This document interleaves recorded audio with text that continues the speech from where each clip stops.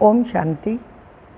30/5/2024 के साकार अनमोल धारणा युक्त मधुर महावाक्य हैं। मीठे बच्चे, तुम्हें पहला पहला निश्चय चाहिए कि हमको पढ़ाने वाला स्वयं शांति का सागर, सुख का सागर बाप है। कोई मनुष्य किसी को सुख शांति दे नहीं सकता। क्वेश्चन, सबसे ऊंची मंजिल कौन सी है? उस मंजिल को पाने का पुरुषार्थ क्या है? आंसर है, एक बाप की याद पक्की हो जाए, बुद्धि और कोई की तरफ ना जाए, यह है ऊंची मंजिल। इसके लिए आत्म अभिमानी बनने का पुरुषार्थ करना पड़े।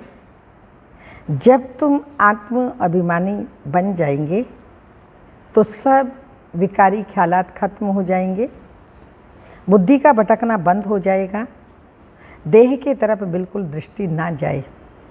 ये मंजिल है। इसके लिए आत्म अभिमानी भाव। ओम शांति। रूहानी बच्चों प्रति रूहानी बाप बैठ समझाते हैं। इनको ब्रह्मा बाबा को रूहानी बाप नहीं कहेंगे। आज के दिन को सत गुरुवार कहते हैं। गुरुवार कहना भूल है, सत गुरुवार। गुरु लोग तो बहुत ढेर हैं, सत गुरु एक ही है। बहुत हैं जो अपने को गुरु भी कहते हैं, सत गुरु भी कहते हैं। अभी तुम बच्चे समझते हो गुरु और सत गुरु में तो फर्क है। सत्य अर्थात ट्रुथ, सत्य एक बाप ही निराकार बाप को कहा जाता है, ना कि मनुष्य को। सच्चा ज्ञान तो एक ही बार ज्ञान सागर बाप आकर के देते हैं। मनुष्य को कभी सच्चा ज्ञान दे नहीं सकते। सच्चा है ही एक निराकार बाप। इनका नाम तो ब्रह्मा है। ये किसी को ज्ञान दे न सके। ब्रह्मा में ज्ञान कुछ भी था ही नहीं। अभी भी कहेंगे इनमें सारा ज्ञान तो है ही नहीं। संपूर्ण ज्ञान तो ज्ञान सागर परम पिता परमात्मा में ही है। अभी ऐसा कोई मनुष्य नहीं है जो अपने को सतगुरु कहला सके। सतगुरु माना संपूर्ण सत्य। तुम जब सत्य बन जाएंगे तो फिर यह शरीर नहीं रहेगा। मनुष्य को कभी सतगुरु कह नहीं सकते। मनुष्यों में तो पाई की भी ताकत नहीं है। ये खुद कहते हैं मैं भी तुम्हारे जैसा मनुष्य ही हूँ। इसमें ताकत की बात उठ ही नहीं सकती। यह तो बाप पढ़ाते हैं, ना कि ब्रह्मा। ये ब्रह्मा भी उनसे पढ़ करके फिर पढ़ाते हैं। तुम ब्रह्मा कुमार कुमारियाँ कहलाने वाले भी परम पिता परमात्मा सतगुरु से पढ़ते हो। तुमको उनसे ताकत मिलती है। शिव बाबा से पढ़ाई भी पढ़ते हो, फिर उनसे ताकत भी मिलती है। ताकत का मतलब यह नहीं है कोई को गुस्सा मारो जो गिर पड़े, नहीं। यह है रूहानी ताकत जो रूहानी बाप द्वारा मिलती है। याद के बल से तुम शांति को पाते हो और पढ़ाई से तुमको सुख मिलता है। जैसे और टीचर्स तुमको पढ़ाते हैं वैसे बाप भी पढ़ाते हैं, यह भी पढ़ते हैं। स्टूडेंट है। ब्रह्मा बाबा भी शिव बाबा से पढ़ते हैं, वो भी स्टूडेंट हैं। देहधारी जो भी हैं वो सभी स्टूडेंट हैं। बाप को तो देह है ही नहीं, वह तो निराकार है। वही आकर पढ़ाते हैं। जैसे और स्टूडेंट पढ़ते हैं वैसे तुम भी पढ़ते हो। इसमें मेहनत की बात नहीं। पढ़ने समय हमेशा ब्रह्मचर्य में रहते हैं। ब्रह्मचर्य में पढ़कर जब पूरा करते हैं तब बाद में विकार में गिरते हैं। मनुष्य तो मनुष्य जैसे ही देखने में आते हैं, कहेंगे यह फलाना आदमी है, यह LLB है, यह फलाना ऑफिसर है। पढ़ाई का ही टाइटल मिल जाता है, शक्ल तो वही है। उस जिस्मानी पढ़ाई को तो तुम जानते ही हो। साधु संत आदि जो शास्त्र पढ़ते पढ़ाते हैं उनमें कोई बड़ाई नहीं, उससे कोई को शांति तो मिल ही नहीं सकती है। खुद भी शांति के लिए धक्के खाते हैं, जंगलों में जाते हैं। जंगलों में अगर शांति होती तो वापस क्यों लौटते। मुक्ति को तो कोई पाता ही नहीं है। जो भी अच्छे अच्छे नामी ग्रामी हैं, रामकृष्ण परमहंस आदि होकर के गए हैं, वह भी सब पुनर्जन्म लेते लेते नीचे ही आए हैं। मुक्ति जीवन मुक्ति को कोई भी पाते नहीं, तमो प्रधान बनना ही है। देखने में तो कुछ नहीं आता। कोई से पूछो तुमको गुरु से क्या मिला, क्या मिलता है, तो कहेंगे शांति मिलती है, परंतु मिलता कुछ भी नहीं। शांति का अर्थ ही नहीं जानते। अभी तुम बच्चे समझते हो बाबा ज्ञान का सागर है और कोई साधु संत गुरु आदि शांति का सागर हो न सके। मनुष्य किसी को सच्ची शांति दे नहीं सकते। तुम बच्चों को पहले पहले तो निश्चय करना है, शांति का सागर एक बाप ही है जो हमको पढ़ाते हैं। सृष्टि का चक्र कैसे फिरता है वह भी बाप ने समझाया है। मनुष्य को कभी शांति दे नहीं सकते। ये ब्रह्मा उनका रथ है, तुम्हारे जैसा स्टूडेंट ही है। यह भी ग्रस्त व्यवहार में रहने वाला था, सिर्फ बाप को अपना रथ लोन पर दिया है। सो भी वानप्रस्थ अवस्था में तुमको समझाने वाला एक बाप है। वह बाप कहते हैं सबको निर्विकारी बनना है। जो खुद नहीं बन सकते तो फिर अनेक प्रकार की बातें करते हैं, गालियाँ भी देंगे। समझते हैं हमारा जन्म जन्मांतर का भोजन जो बाप का वर्षा मिला है उसको छुड़ाते हैं।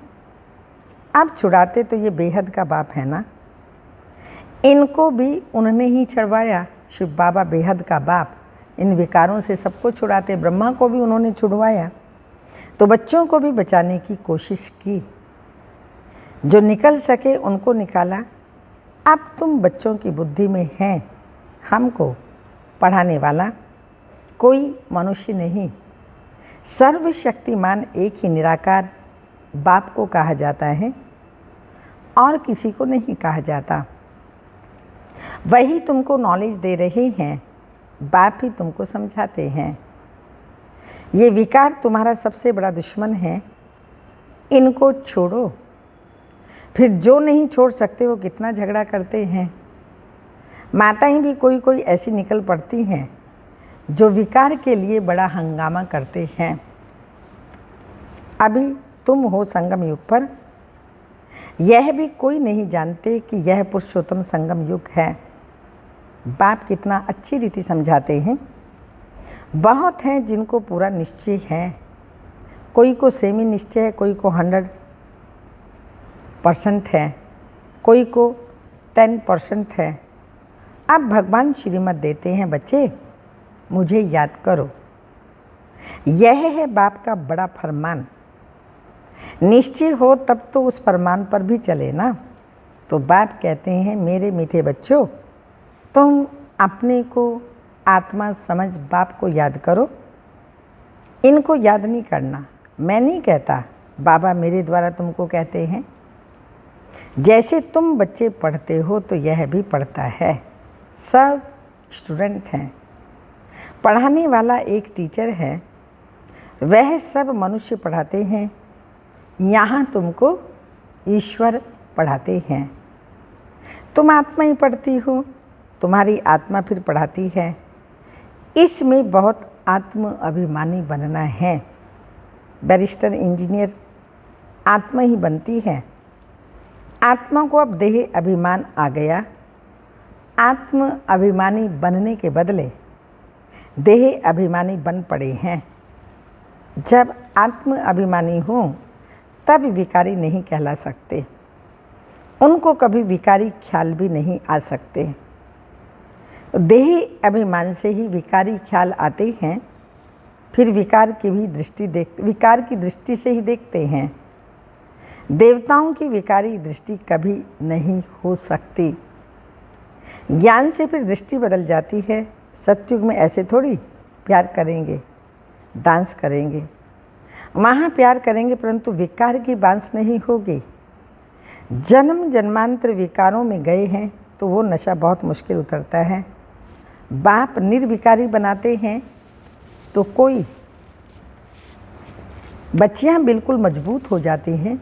बस हमको तो पूरा निर्विकारी बनना है।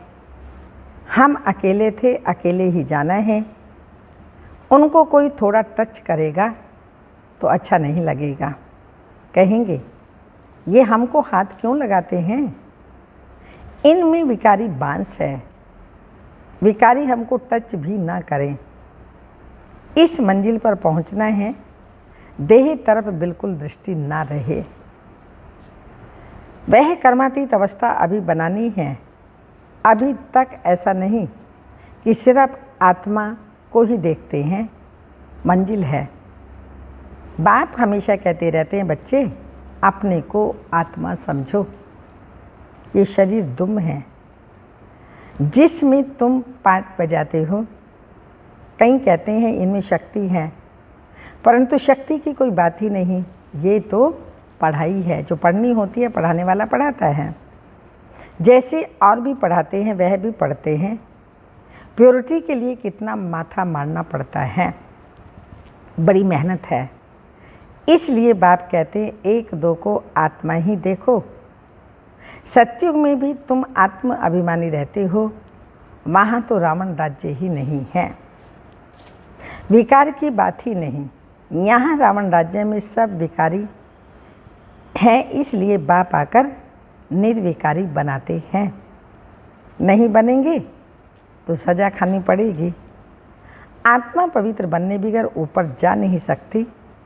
हिसाब किताब चुकतो करना पड़ता है, फिर भी पद कम हो पड़ता है। ये राजधानी स्थापन हो रही है। बच्चे जानते हैं स्वर्ग में एक आदि सनातन देवी देवताओं का ही राज्य था। पहले पहले जरूर एक राजा रानी होंगे, फिर डिनास्टी होगी। प्रजा ढेर बनती है, उसमें अवस्थाओं में फर्क पड़ेगा। जिनको पूरा निश्चय नहीं वह पूरा पढ़ भी नहीं सके, पवित्र बन ना सके। आधा कल्प के पतित एक जन्म 21 जन्मों के लिए पावन बने। मासी का घर है क्या? मुख्य है ही काम की बात। क्रोध आदि का इतना नहीं है। कहाँ बुद्धि जाती है तो जरूर बाप को याद नहीं करते। बाप की याद पक्की हो जाएगी, फिर और कोई की तरफ बुद्धि जाएगी ही नहीं। बहुत ऊंची मंजिल है, पवित्रता की ही बात है। सुनकर आग में जल मरते हैं। कहते हैं ये बातें तो कभी कोई ने नहीं की, कोई शास्त्रों में भी नहीं है, बड़े मुश्किल समझते हैं। वह तो है ही निवृत्ति मार्ग का धर्म अलग। उनको तो पुनर्जन्म लेकर भी संन्यास धर्म में ही आना है। वही संस्कार ले जाते हैं। तुमको तो घर बार छोड़ना नहीं है, समझाया जाता है। भल घर में रहो, उन्हों को भी समझाओ। अब संगम युग है, पवित्र बनने बिगर सतयुग में देवता बन नहीं सकते। थोड़ा भी ज्ञान सुनते जो वह प्रजा बनती जाती। प्रजा तो ढेर की ढेर होती है ना। सतयुग में वजीर भी नहीं होते, क्योंकि बाप संपूर्ण ज्ञानी बना देते हैं। वजीर आदि चाहिए अज्ञानियों को। इस समय देखो एक दो को मारते कैसे हैं। दुश्मनी का स्वभाव कितना बड़ा अभी तुम समझते हो। हम यह पुराना शरीर छोड़ जा कर के दूसरा नहीं लेती हैं। कोई बड़ी बात है क्या? वह दुख में मरते हैं, तुमको तो सुख से बाप को याद करते हुए जाना है। जितना मुझ बाप को याद करेंगे तो और सब भूत भाग जाएंगे। कोई भी याद नहीं रहेगा, परंतु ये अवस्था तब हो जब पक्का निश्चय हो। परमात्मा में, शिव बाबा में 100% निश्चय। निश्चय नहीं तो याद भी ठहर नहीं सकती। नाम मात्र सिर्फ कहते हैं। निश्चय ही नहीं तो याद काहे को करेंगे। सबको एक जैसा निश्चय तो है ही नहीं। माया निश्चय को हटा देती है। जैसे का वैसा बन जाते हैं। तो पहले पहले निश्चय चाहिए बाबा में। संशय होगा क्या कि ये बाप नहीं है? बेहद का बाप ही तो ज्ञान देते हैं। यह तो कहते मैं सृष्टि के रचयिता और रचना को नहीं जानता था, मेरे को कोई तो सुनाएगा ना। मैंने 12 गुरु किए हैं, उन सबको छोड़ना पड़ा। गुरु ने तो ज्ञान दिया नहीं, सतगुरु ने अचानक आकर के इनमें प्रवेश किया। समझा? पता नहीं क्या होना है। गीता में भी है ना, अर्जुन को भी साक्षात्कार कराया। अर्जुन की बात नहीं, यह तो रथ है ना। यह भी पहले गीता पढ़ता था, बाप ने प्रवेश किया, साक्षात्कार कराया, फिर तो बाप ही ज्ञान देने वाला है। तो उस गीता को छोड़ दिया।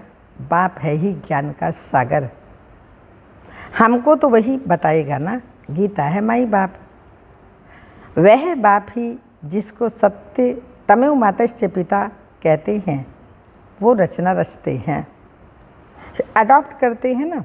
ये ब्रह्मा भी तुम्हारे जैसा है। तो बाप कहते इनकी भी जब वानप्रस्थ अवस्था होती है तब मैं प्रवेश करता हूँ। कुमारियाँ तो हैं ही पवित्र, उनको सहज है। बाबा को याद करना उनके लिए सहज है। शादी के बाद कितने साधन संबंध बढ़ जाते हैं, इसलिए देही अभिमानी बनने में मेहनत करनी है। वास्तव में आत्मा शरीर में अलग है, परंतु आधा कल्प देह अभिमानी रहे तो बाप आकर अंतिम जन्म में देही अभिमानी बनाते हैं तो मुश्किल भासता है। पुरुषार्थ करते करते कितने थोड़े पास होते हैं, 8 रतन निकलते हैं। अपने से पूछो हमारी लाइन क्लियर है? एक बाप की सिवाय और कोई की याद तो नहीं आती। ये अवस्था पिछाड़ी में होगी। आत्म अभिमानी बनने की बहुत मेहनत है। अच्छा, मीठे मीठे सिक्की लदे बच्चों प्रति माता पिता बाप दादा का याद प्यार, गुड मॉर्निंग, डायमंड मॉर्निंग। रूहानी बाप की रूहानी बच्चों को नमस्ते। हम रूहानी बच्चों के रूहानी माता पिता बाप दादा को याद प्यार, गुड मॉर्निंग, डायमंड मॉर्निंग, ओम नमस्ते। धारणा के लिए मुख्य सार हैं। ज्ञान से अपनी दृष्टि का परिवर्तन करना है। आत्म अभिमानी बन विकारी ख्यालात समाप्त करने हैं। किसी भी विकार की बांस ना रहे। देह तरफ बुद्धि बिल्कुल, देह तरफ बिल्कुल दृष्टि ना जाए। सेकंड पॉइंट, बेहद का बाप ही हमें पढ़ाते हैं। ऐसा पक्का निश्चय हो तब याद मजबूत होगी। याद रहे, माया निश्चय से जरा भी हिला ना दे। माया हमको निश्चय से जरा भी हिला ना दे। वरदान, सेवा भाव से सेवा करते हुए आगे बढ़ने और बढ़ाने वाले निर्विघ्न सेवाधारी भाव। सेवा भाव सफलता दिलाता है। सेवा में अगर अहम भाव आ गया तो उनको सेवा भाव नहीं कहेंगे। किसी भी सेवा में अगर अहम भाव मिक्स होता है तो मेहनत भी ज़्यादा, समय भी ज़्यादा लगता है और स्वयं की संतुष्टि भी नहीं होती। सेवा भाव वाले बच्चे स्वयं भी आगे बढ़ते और दूसरों को भी आगे बढ़ाते हैं। वो सदा उड़ती कला का अनुभव करते हैं। उनका उमंग उत्साह स्वयं को निर्विघ्न बनाता है और दूसरों का कल्याण करता है।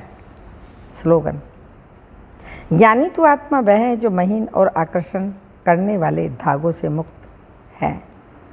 ज्ञानी तो आत्मा वह है जो महीन और आकर्षण करने वाले धागों से भी मुक्त है। अव्यक्त इशारा, हर सेकंड जो भी संकल्प करो, कर्म करो, हर कर्म, हर संकल्प बधाई वाला हो।